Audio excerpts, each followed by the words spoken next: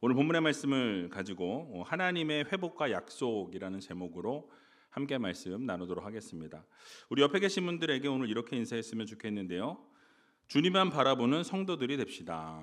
주님만 바라보는 성도들이 됩시다. 그렇습니다. 우리가 이 땅을 바라보고 이 땅 가운데 소망을 두고 살아가는 우리가 아니라 저 천국을 바라보고 날마다 하나님께 소망을 두고 살아갈 수 있는 저와 여러분들이 다 되시길 주님의 이름으로 간절히 축원드립니다.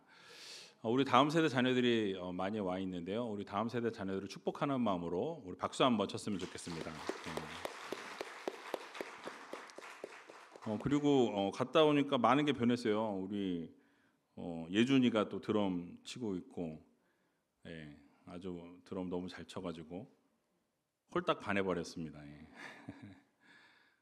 그리고 또 수요일 날은 세호가 또 치고 있고 멋지게 너무 잘 치고 이래서 성장하는 모습들을 보면서 참 기쁘고 감사하고요. 또 이렇게 다음 세대 자녀들이 함께 예배에 참석하게 되어서 너무 기쁘고 또 감사하고 행복합니다. 제가 지난 2월 9일에 둘째 주 주일 예배까지 드리고 이제 미국을 가게 됐는데요. 연구원로 쉼을 가지게 되었고요. 또 첫째 딸 하영이가 이제 미국 학교에 입학하게 되어서 이렇게 셋업을 해주기 위해서 함께 들어갔습니다. 근데 제가 이제 항상 느끼는 건데 이 쉴 때 그 뭐 휴가를 간다든지 월차를 내서 쉰다든지 쉬면 여기가 터지고 저기가 터지고 막 그래요. 항상 이렇게 쉴 때 아픈 게 이렇게 올라오더라고요. 요번에 아주 큰 게 왔습니다. 뭐 지난 목자 헬퍼 때 말씀을 드려서 아시는 분은 다 아실 텐데 이 출국하는 딱 그날 겨드랑이가 여기 너무 아픈 거예요. 그래서 병원 가면 못 나갈 것 같아가지고 그냥 갔어요. 근데 한 3일 정도 있다가 수포가 이제 올라와가지고 보니까 대상포진이더라고요. 그래서 대상포진을 예전에 한 3년 전인가 한번 알았었어요. 대상포진을 잠깐 알았었는데 뭐 그냥 지나가더라고요. 일주일도 안 돼서 그냥 없어졌어요. 대상포진이라고 분명히 얘기했었는데 뭐 별거 아니구나. 뭐 칼로 째는 것 같은 아픔이 있다는데 엄살이었나 보다 이제 이런 생각을 했거든요. 근데 이번에 그 한 달 반 가까이를 약을 먹고 돌아오기 전날까지 약을 먹었어요. 그리고 칼로 째는 것 같은 그 아픔이라고 얘기했던 분들의 그 아픔을 공감하게 됐습니다. 이게 얼마나 아픈 건지 여러분 주변에 대상포진 누가 앓고 있다 그러면 막 가서 안아주시고 품어주시고 막 섬겨주시고 그래야 돼요. 너무너무 힘들더라고요. 근데 어쨌든 그렇게 한 달 반 동안 이렇게 되게 아팠는데 근데 또 한국에서 들리는 소식을 들었는데 정혜원 안수집사님도 같은 시기에 이 대상포진 걸렸다고 그래요. 그래서 저를 얼마나 또 그렇게 사랑해 주시면 그렇게 미국에서 아파하고 있는 혼자 아파할까봐 여기서 또 이렇게 이쪽으로 얼굴 쪽으로 왔다 그러더라고요. 이 머리 위쪽으로. 그래서 어쨌든 되게 힘든 병이더라고요. 그래서 여러분 위해서 기도해 주셨으면 좋겠고 이제 다 회복이 됐어요. 그래서 다시 또 이렇게 출발할 수 있는 달려갈 수 있는 힘을 얻게 되었고요. 기도해 주시고 사랑해 주신 관심 가져주신 모든 성도님들께 다시 한번 감사의 말씀을 드립니다. 자, 오늘은 리딩 지저스 순서에 따라서 스가랴 말씀을 좀 살펴보려고 해요.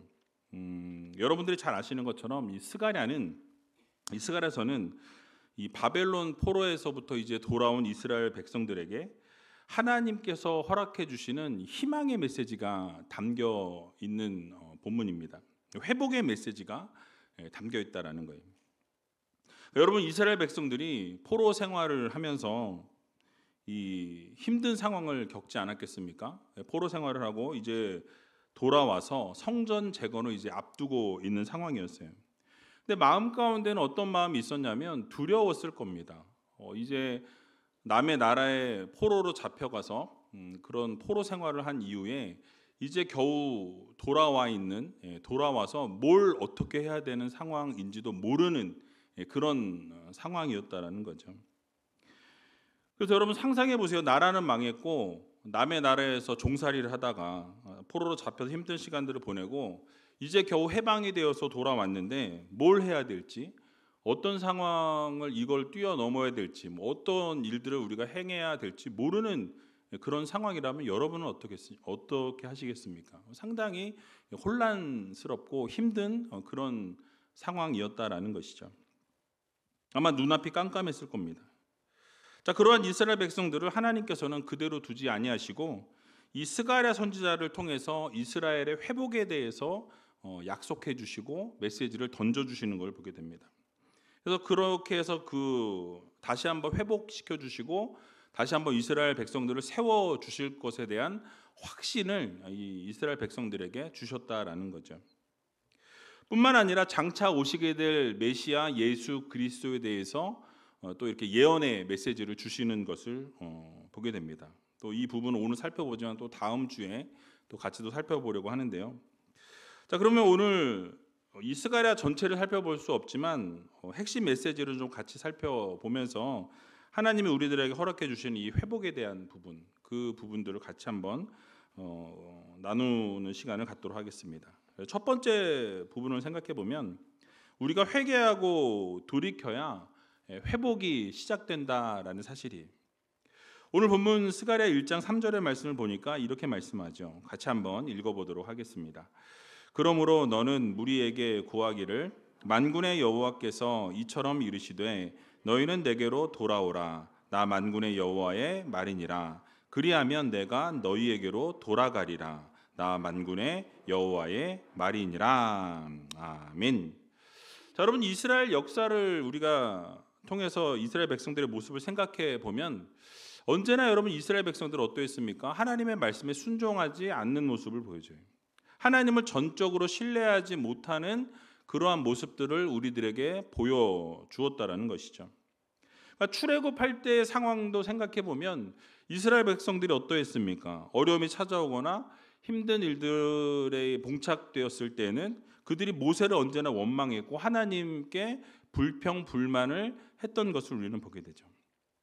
애굽에서는 이랬는데 애굽에서는 저랬는데 이런 이야기하면서 그 애굽의 죄된 생활을 그리워하는 그런 모습들을 보여주었다라는 거예요. 하나님을 온전히 신뢰하지 못하는 모습을 이스라엘 백성들이 보여주었다라는 사실입니다. 자, 그런데 그런 이스라엘 백성들을 향해서 지금 하나님은 뭐라고 말씀하고 계십니까? 먼저 손을 내밀어 주셨을 뿐만 아니라 내게로 어떻게 해라? 돌아오라. 돌아오라라는 메시지를 주고 계신다라는 거예요. 여러분, 우리는 잊지 말아야 할 것입니다. 우리가 돌아갈 곳이 있어요. 여러분들이 돌아갈 곳이 있다라는 거예요. 여러분, 돌아갈 곳이 있다라는 것이 얼마나 행복하고 좋은 일인지 아십니까? 우리가 죄를 짓고 하나님 앞에 바른 모습으로 서 있지 못하였을지라도 다시 돌아갈 곳이 어디다? 하나님께로 돌아갈 수 있다는 거예요. 우리가 아무리 죄 가운데 있고 범죄하였고 하나님을 떠났고 하나님이 기뻐하시지 않는 삶을 살았을지라도 다시 어디로? 하나님께로 돌아갈 수 있다라는 거예요.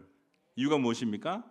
하나님께서 돌아오라고 말씀하시기 때문에, 돌이키라고 말씀하시기 때문에 우리가 범죄하였을지라도 하나님을 떠났을지라도 하나님을 등졌을지라도 언제든지 다시 하나님 앞으로 돌아갈 수 있는 기회를 하나님이 우리에게 허락하셨음을 여러분들 모두 믿으시기 바랍니다. 그래서 여러분, 이러한 사실만으로도 우리는 감사할 수밖에 없다라는 거예요. 여러분, 마음 가운데 내가 돌아갈 고향이 있다라 그러면 여러분 얼마나 그 마음이 따뜻하겠습니까? 마찬가지로 우리가 죄를 지었을지라도 하나님이 기뻐하시지 않는 삶을 살았을지라도 다시 하나님께 돌아올 수 있는 그 길을 하나님은 마련해 두셨다라는 거예요. 우리가 잊지 말고 기억해야 될 것이 무엇입니까?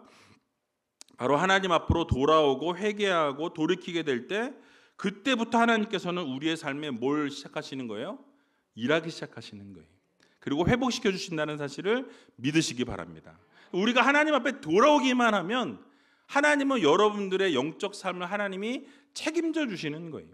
우리가 아무리 하나님을 떠나고 하나님을 등졌을지라도 하나님께로 돌아올 마음을 가지고 회개하기만 하면 어떻게 하신다?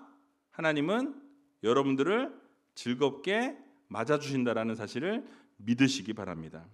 여러분 그렇습니다. 하나님께서는 하나님께 나와서 회개하고 돌이키는 자들을 버리지 않으시는 분이에요. 그래서 여러분 예를 들어서 여러분 너무나 잘 아는 이 니느웨 성이 어떻게 되었습니까? 큰 죄악 가운데 있었죠. 하나님께서는 요나를 보내기로 결정하셨고 뭐 여러분 잘 아시는 것처럼 요나는 글로 가지 않으려고 그랬잖아요. 그리고 결국 어떻게 되었습니까? 하나님의 말씀대로 따를 수밖에 없었고 결국 니느웨 성에서 하루길쯤 행하면서 어떻게 됐습니까? 회개하라. 하나님 말씀하신 대로 회개하라고 외쳤다라는 거예요. 40일이 지나면 이 니느웨 성이 무너지게 될 것이다라고 이렇게 그냥 하루길쯤 행하면서 외쳤다라는 거예요. 여러분 한번 그 상황을 잘 생각해 보세요. 요나가 열심히 외쳤을까요? 분명히 가기 싫었던 곳이었어요. 원하지 않는 곳이었습니다. 어쩔 수 없이 이 물고기 뱃속에 들어갔다가 결국 하나님께서 억지로 보내셔서 가서 외쳐야 되는 상황이었다라는 거예요. 그렇기 때문에 열정적으로 외치지 않았을 거라고 저는 생각해요. 뭐 열심히 외치지 않았을 거라고 생각합니다. 그저 하루길을 행하면서 40일이 지나면 니느웨가 무너질 것이라고 그저 하나님의 말씀대로 그냥 외쳤다라는 거죠. 자, 그런데 여러분 어떻게 되었습니까? 전심을 다해서 외치지 않았음에도 불구하고 하나님께서 그들의 마음을 움직이셨다라는 거예요. 그래서 이 왕으로부터 모든 백성에 이르기까지 어떻게 되었습니까? 이 제 가운데 앉아서 자신들의 잘못을 회개하고 돌이키게 되는 것을 우리는 보게 되는 것이죠. 그래서 여러분 니느웨 왕과 백성들이 요나의 선포의 메시지를 듣자마자 하나님 앞으로 회개하고 하나님 앞에 돌아왔다라는 거예요. 여러분 그들이 금식을 선포했고 굵은 베옷을 입으면서 간절하게 하나님께 자비를 베풀어 달라고 우리를 용서해 달라고 하나님 앞에 부르짖는 모습을 보여줍니다. 자, 그러자 어떤 일이 일어나게 되었죠? 하나님께서 약속하신 대로 그들을 향한 재앙을 돌이키셨다라는 거예요.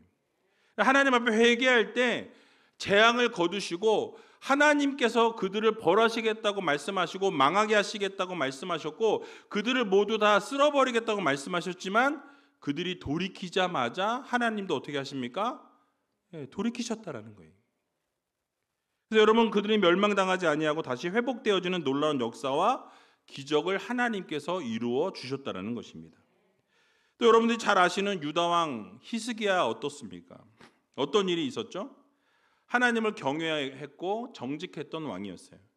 근데 어느 날 죽을 병에 걸리게 되었던 것을 우리는 보게 됩니다. 하나님께서 선지자 이사야를 통해서 이제 집을 정리하라는 말씀과 함께 너는 살지 못할 것이다 라고 죽게 될 것이라는 메시지를 하나님이 전하게 하셨어요. 자, 여러분 그럴 때 히스기야가 어떻게 했습니까?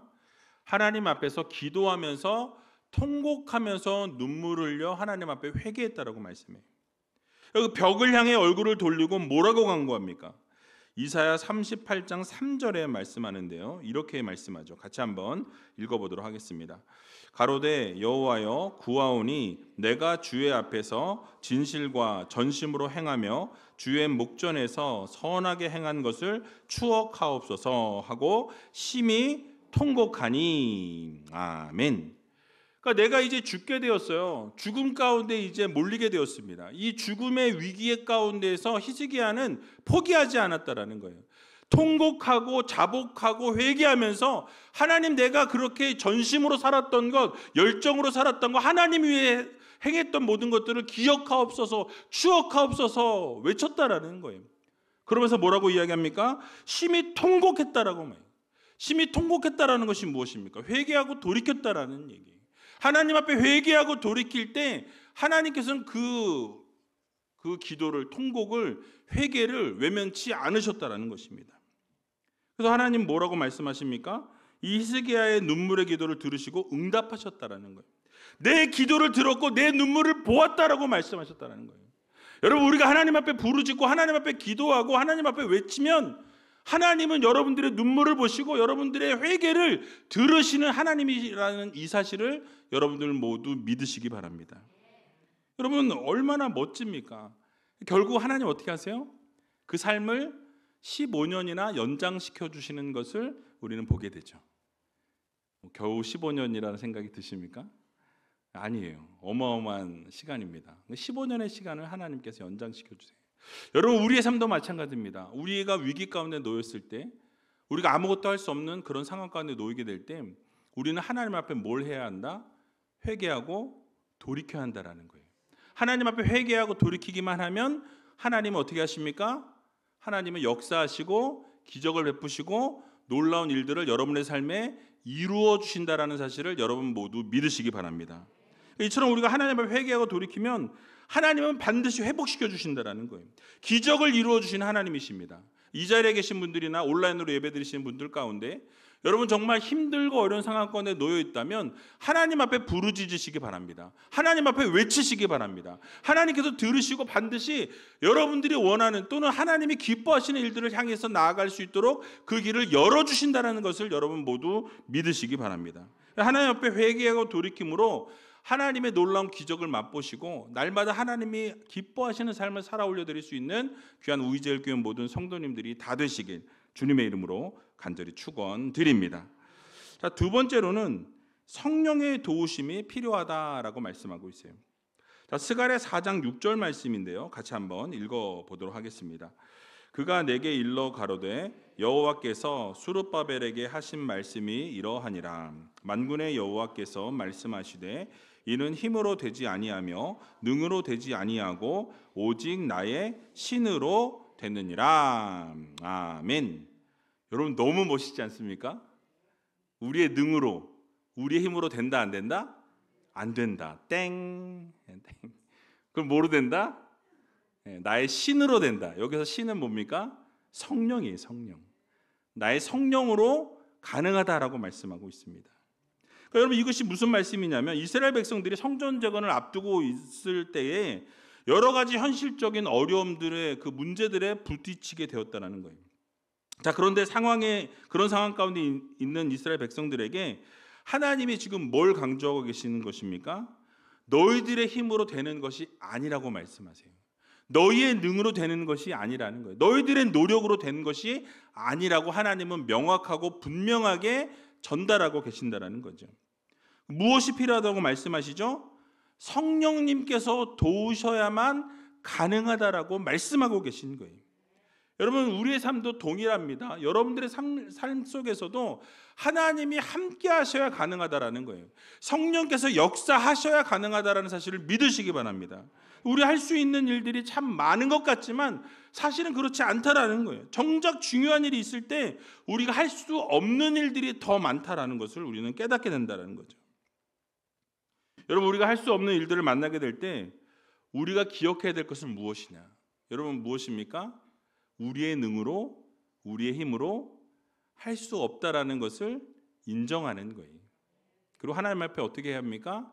오직 성령으로 가능하다라는 것을 고백할 수 있는 믿음의 성도님들이 다 되시기 바랍니다. 성령께서 주시는 힘과 능력을 의지해야 한다라고 말씀하고 있어요. 방금 읽었던 스가랴 4장 6절에도 우리의 힘과 능력이 아니라 성령의 도우심으로만 가능하다라고 분명하게 우리들에게 말씀해 주고 있는 것이죠. 여러분 우리의 삶을 돌아보면 우리는 때로 어떤 착각에 빠지냐면 우리가 열심히 준비하고 잘 계획하고 우리가 노력하면 많은 것들을 이룰 수 있다라는 착각에 빠진다라는 거예요. 그런 경향이 있다라는 거죠. 하지만 여러분의 삶을 잘 돌아보세요. 여러분들이 계획한 대로 그 삶이 움직여집니까? 여러분들이 노력한 대로 모든 결과가 다 일어나냐라는 거예요. 여러분들이 최선을 다한 대로 모든 결과를 얻을 수 있다면 너무너무 좋죠. 너무너무 좋지만 우리의 삶이 항상 그렇지 않다라는 거예요. 우리의 삶을 돌아볼 때 우리가 할 수 있는 일들이 그리 많지 않다라는 것을 우리가 깨닫게 된다라는 거예요. 쉽게 예를 들면 여러분들이 예전에 여러분들의 자녀들을 키우실 때 여러분 어땠습니까? 여러분들의 자녀들이 여러분들의 마음대로 다 여러분들의 생각대로 크던가요? 아니면 그 아기가 열이 날 때 여러분이 해줄 수 있는 게 뭐가 있던가요? 뭐 병원을 데려가거나 약을 먹이거나 약이 안 들어. 열이 떨어지는 약을 먹였는데도 열이 안 떨어져요. 자, 그럼 여러분 뭘 할 수 있습니까? 뭐 물도 발라주고 뭐 수건으로 닦아주고 뭐 하겠죠. 그래도 안 떨어져. 그럼 어떻게 하실 거예요? 우리가 할 수 있는 게 아무것도 없다라는 것을 그때 깨닫게 된다라는 거예요. 그러니까 여러분, 그때 우리가 해야 될 것은 무엇이냐면 하나님 앞에 기도하고 하나님께 맡겨야 된다라는 거예요. 내가 벽에 부딪혔을 때 내가 할 수 있는 것이 무엇이냐? 하나님께 맡기는 거예요. 내가 무엇인가를 할 수 없다라고 느끼게 하시는 이유가 있어요. 왜요? 하나님을 바라보라는 거예요. 성령님을 바라보라는 거예요. 성령님을 의지하라는 것을 우리들에게 사인을 보내주고 계신다는 것입니다. 그러니까 대단한 것을 할 수 있을 것 같지만 사실은 아무것도 할 수 없는 것이 우리의 인생이라는 것을 여러분들 모두 깨달으시기 바랍니다. 성경의 예를 들어보자면 예수님께서 부활하신 이후에 예수님의 제자들은 이 주님으로부터 땅끝까지 복음을 증거하라는 사명을 받게 됩니다. 근데 여러분, 그 제자들은 어떠했어요? 그럼에도 불구하고 두려워했고 숨어서 지냈던 것을 보게 되죠. 근데 여러분들이 잘 아시는 바와 같이 언제 마가의 다락방에 성령의 역사가 일어나게 될 때, 성령이 그들의 삶을 휘어잡고 그들의 삶을 완전히 사로잡게 될 때 강력하게 임하신 이유가 어떻게 되어집니까? 제자들이 담대하게 복음을 증거하기 시작했다라는 거예요. 그 죽음을 불사하고 죽음이 자기 앞에 놓여 있음에도 불구하고 어떻게 합니까? 복음을 전했다라는 거예요. 목숨도 아까워하지 아니하고 복음을 전하는 일에 매진하는 것을 우리는 성경을 통해서 보게 된다라는 거예요.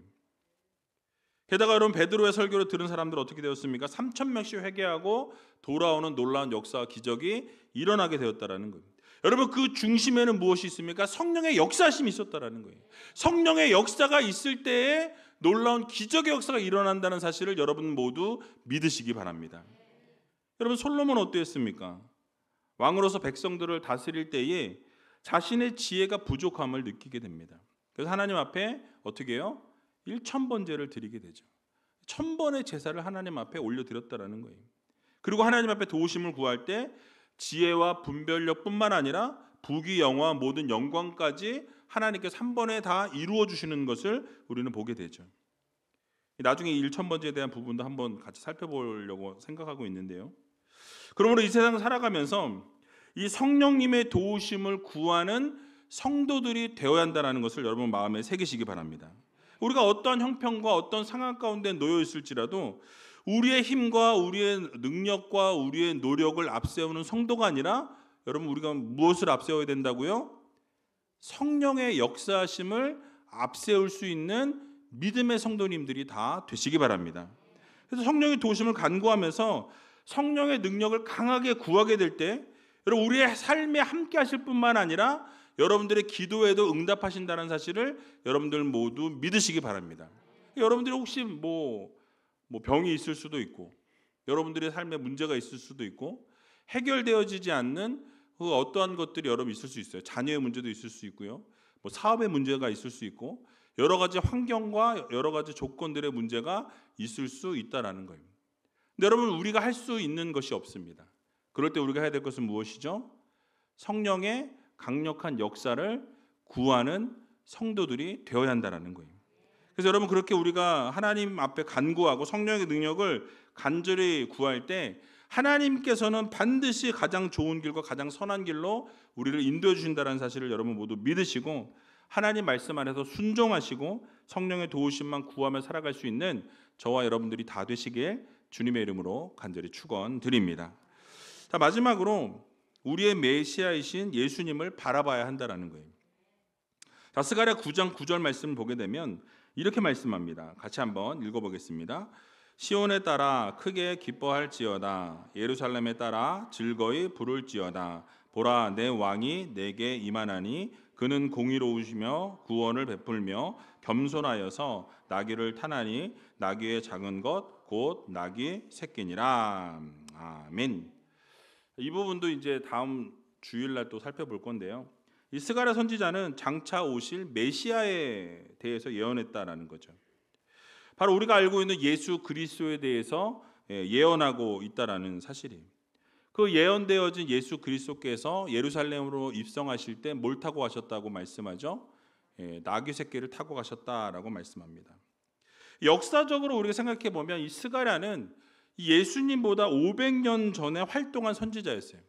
500년 전에 이미 예수님께서 예루살렘에 입성하실 때 나귀를 타고 입성하실 것이라는 그 예언을 했다라는 거죠. 그러니까 여러분, 예수님은 어떠신 분이라고 또 말씀하죠? 공의로우시고 구원을 베푸실 전능하신 하나님이라고 말씀하고 있어요. 겸손하신 분이라고 예언하고 또 그 예언이 어떻게 되어집니까? 그대로 적중되어졌다는, 그대로 이루어졌다는 사실이에요. 언제나 하나님 말씀은 늘 말씀드리지만 하나님 말씀하신 그대로 어떻게 되어진다? 이루어진다, 성취되어진다는 사실을 여러분들 모두 믿으시기 바랍니다. 그러니까 하나님 말씀하시면 그 말씀을 받는 자는 어떻게 되어져요? 그대로 될 줄로 여러분 아멘하는 이유가 무엇입니까? 그대로 될 줄로 믿는다는 고백인 거예요. 여러분들이 아멘 할 때마다 하나님은 그 말씀 그대로 이루어 주신 하나님이심을 여러분 모두 믿으시기 바랍니다. 언제나 성경의 말씀은 그대로 이루어졌다는 거예요. 여러분, 예수님은 참된 왕으로 이 땅에 오셨을 뿐만 아니라 우리를 죄에서 구원하시고 또 예수님을 믿는 자마다 뭘 주셨어요? 영원한 생명을 주셨다는 것을 여러분 모두 믿으시기 바랍니다. 그러므로 우리가 그 예수님을 우리 마음 가운데 새기고 그 예수님께 소망을 두고 예수님만 바라보며 살아갈 수 있는 믿음의 자녀들이 다 되시기 바랍니다. 그래서 사도 바울은 어떻게 했습니까? 예수 그리스도를 만난 이후부터 그의 삶이 완전히 바뀌어지게 되는 것을 우리는 보게 되죠. 그 자신에게 그동안 유익했던 모든 것을 어떻게 했어요? 다 해로 여기고 배설물과 같이 여겼다라고 말씀합니다. 그리고 나서 오직 예수 그리스도만을 위해 살고 예수 그리스도만 바라보며 살아가는 믿음의 백성으로서 삶을 살아냈다라는 거예요.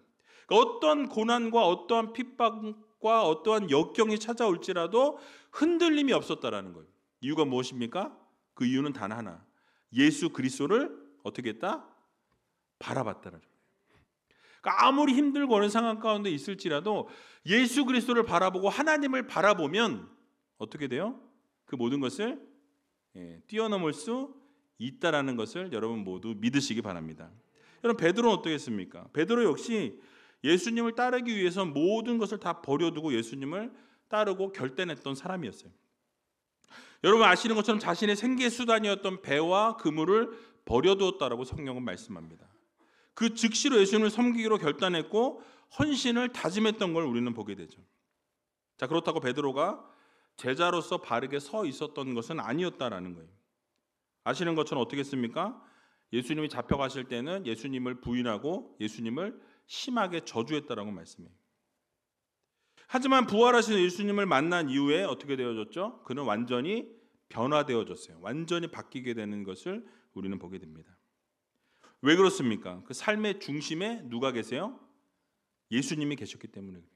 하나님이 그와 함께 하셨기 때문에 그의 삶은 이제 다시는 흔들리지 않았다라는 것을 우리는 반드시 기억해야 할 것입니다. 그러니까 여러분, 우리의 삶도 동일하다라는 거예요.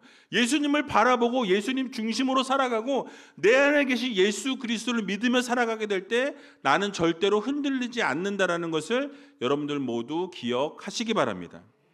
그래서 여러분, 결국 베드로는 예수님을 위해서 목숨을 바쳤고 복음을 전하는 사명을 죽기까지 감당하게 되는 것을 우리는 보게 됩니다. 여러분, 우리의 삶도 마찬가지라는 거예요. 어떤 상황과 형편 가운데 놓일지라도 우리는 누구를 바라봐야 한다? 예수 그리스도를 바라보아야 한다는 것을 여러분들 모두 마음에 새기시기 바랍니다. 우리의 초점을 누구에게? 예수님께, 하나님께 그 초점을 두고 어떤 상황과 어떠한 역경과 어떠한 고난이 올지라도 그 예수님을 붙들고 놓치지 않게 될 때 하나님께서 우리의 삶에 놀라운 기적의 역사를 이루어 주신다라는 사실을 믿으시고, 여러분 오늘 이 밤에 누구에게? 예수님께, 하나님께 여러분들의 초점을 맞추고 삶의 모든 것을 하나님을 향해 나아가기로 결단하시고, 그래서 여러분 이 세상 가운데의 삶에서도 좌로나 우로나 치우치지 아니하고 오직 하나님만 붙들고 그렇게 살아갈 수 있는, 이 땅의 소망을 두고 살아가는 우리가 아니라 어디에? 저 천국의 하늘나라에 소망을 두고 살아갈 수 있는 저와 여러분들이 다 되시길 주님의 이름으로 간절히 축원드립니다.